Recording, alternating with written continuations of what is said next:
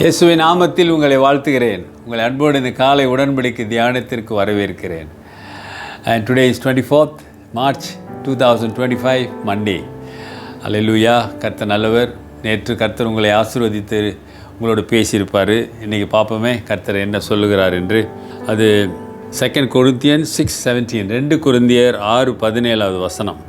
Come out from among them and be separate, says the Lord. Do not touch what is unclean, and I will receive you. ஆனபடியால் நீங்கள் அவர்கள் நடுவிலிருந்து புறப்பட்டு பிரிந்து போய் அசுத்தமானதை தொடாதிருங்கள் என்று கர்த்தர் சொல்லுகிறார். ஹல்லேலூயா. அவர்களிலிருந்து பிரிந்து போய் அசுத்தமானதை தொடாதீங்க என்று கர்த்தர் சொல்லுகிறார். அருமையானவர்களே, கர்த்தர் எங்கே சொல்கிறாரு?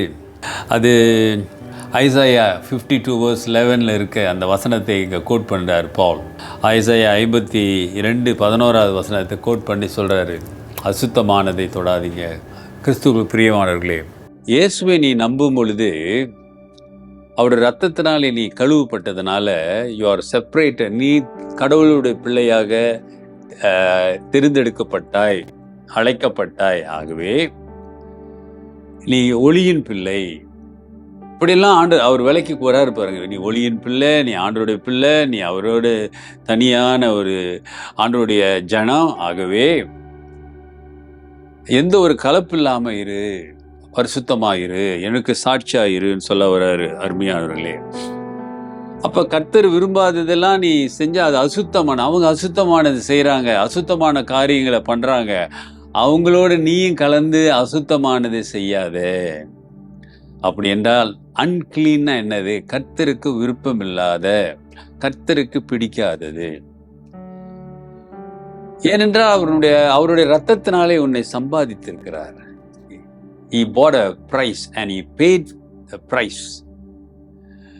உன்னை to redeem you, to save you, உன்னை ரட்சிப்பதற்காக, உன்னை விடுதலை பண்ணுவதற்காக அவருடைய ரத்தத்தை, விலைமதிப்பில்லாத ஒரு ரத்தத்தை கொடுத்திருக்கிறார்.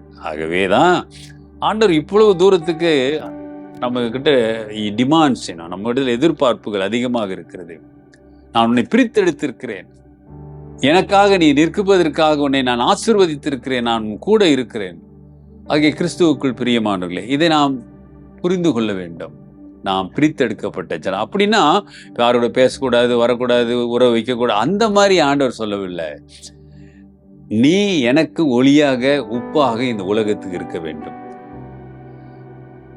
உனக்காக நான் ரத்தத்தை சிந்திருக்கிறேன், என் ஜீவனை கொடுத்திருக்கிறேன். என்னுடைய அன்பு உனக்குள் இருக்குமானால், ஏன்னா மற்றவங்களே ரட்சிக்கணும். அதுதான் ஒரு ஒரு ஒரு ஒரு விசேஷ கூட்டத்தை ஆண்டவர் உருவாக்கணும்னு எதிர்பார்க்கல. that is not God's purpose. He want everyone to be his people. அவருடைய பிள்ளையாக எல்லாரும் மாற வேண்டும் என்பதற்காக. அப்ப நம்மளை தெரிந்தெடுத்து, நம்மளை பயன்படுத்தி மற்றவர்களையும் அவருடைய பிள்ளையாக வருவதற்கு பயன்படுத்த விரும்புகிறார். உன்னை பயன்படுத்த விரும்புகிறார். அப்ப நீ அவங்களோட சேர்ந்துக்கிட்டு எல்லாம் பண்ணிக்கிட்டு இருந்தா என்னங்க வித்தியாசம் இருக்கு? என்ன ஆசீர்வாதம் இருக்கு? என்ன மாற்றம் இருக்கு? அப்ப ஆண்டவர் உன்னிடத்திலே விசேஷமான அவருடைய பிள்ளையாக உன்னை நிற்க அழைத்திருக்கிறாரு.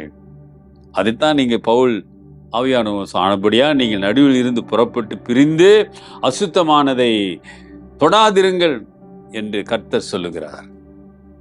தொடாதிருங்கள் என்ன? அது அருமையானவர்களே, எந்த புழக்கமும் வேணாம். ஐயோ கோச்சிக்குவாங்க அப்படிலாம். இன்னைக்கு வாலிப பிள்ளைகள் எல்லாம் தீய கெட்ட பழக்கம்லாம் பழகிறதுக்கு காரணம், why they learn so many bad habits and all? Reason to please his friends. நண்பர்களோட இணைஞ்சு அவங்கள ப்ளீஸ் பண்ணுறதுக்காகத்தான் நிறைய காரியங்களை கற்றுக்கொள்கிறார்கள். அது விடுதலை அடைய முடியாமல் போய்விடுகிறார்கள். கடைசியில் சிக்கிக் கொள்வார்கள். பரிதாபமான ஒரு நிலை வந்துவிடும்.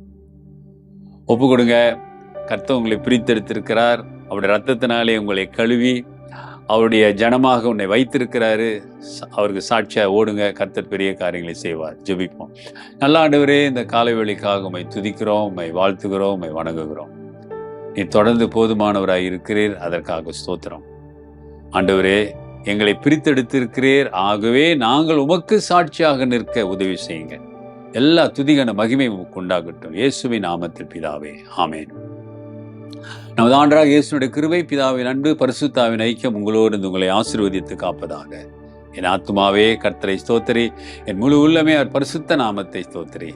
என் ஆத்துமாவே கர்த்தரை ஸ்தோத்திரி, அவர் செய்த சகல உபகாரங்களை மறவாதே. ஆமேன், ஆமேன். டியர் பிரதர் அண்ட் சிஸ்டர், சகோதரனே சகோதரியே, உன்னை கர்த்தர் பிரித்தெடுத்து அழைத்து அவருக்கு மகிமையாய் வாழ உன்னை தெரிந்து கொண்டிருக்கிறார். Take care and God bless.